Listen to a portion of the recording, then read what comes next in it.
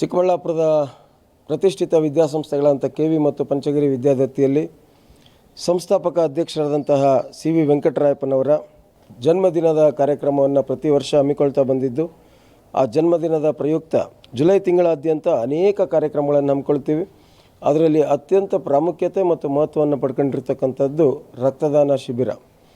ಚಿಕ್ಕಬಳ್ಳಾಪುರದಲ್ಲಿ ಅತ್ಯಂತ ಹೆಚ್ಚು ಶೇಖರಣೆ ಆಗ್ತಕ್ಕಂಥದ್ದು ಶಿಬಿರ ಅಂತಂದರೆ ನಮ್ಮ ಚಿಕ್ಕಬಳ್ಳಾಪುರದಲ್ಲಿ ನಡೀತಕ್ಕಂಥ ಶಿಬಿರಗಳಲ್ಲಿ ನಮ್ಮಲ್ಲಿ ಆಗ್ತಕ್ಕಂಥ ಶಿಬಿರ ಹೆಸರುವಾಸಿಯಾಗಿದೆ. TV5 ಮಾಧ್ಯಮದ ಮುಖಾಂತರ ಕೇಳ್ಕೊಳ್ಳೋದು ಒಂದೇನೇನೆ, ಈ 23ನೇ ತಾರೀಕು ಗುರುವಾರದಂದು CVV ಕ್ರೀಡಾಂಗಣ ಇಲ್ಲಿ ನಡೀತಕ್ಕಂತಹ ಬೃಹತ್ ರಕ್ತದಾನ ಶಿಬಿರ.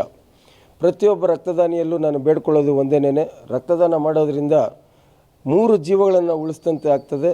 ಇದರ ಜೊತೆಗೆ ನಿಮ್ಮ ಆರೋಗ್ಯವನ್ನು ಕಾಪಾಡಿಕೊಳ್ಳೋದಕ್ಕೆ ಅತ್ಯಂತ ಪ್ರಾಮುಖ್ಯತೆ ವಹಿಸ್ತದೆ. ಇದು ರಕ್ತದಾನ ಮಾಡೋದರಿಂದ ರಕ್ತದ ಒತ್ತಡವನ್ನು ಸಮತೋಲನದಲ್ಲಿ ಇಟ್ಕೋಬೋದು. ಮಧುಮೇಹ ಅಂದರೆ ಡಯಾಬಿಟೀಸ್ ಅಂದ ರೋಗ ದೂರ ಇರಲಿಕ್ಕೆ ಸಾಧ್ಯ ಆಗ್ತದೆ.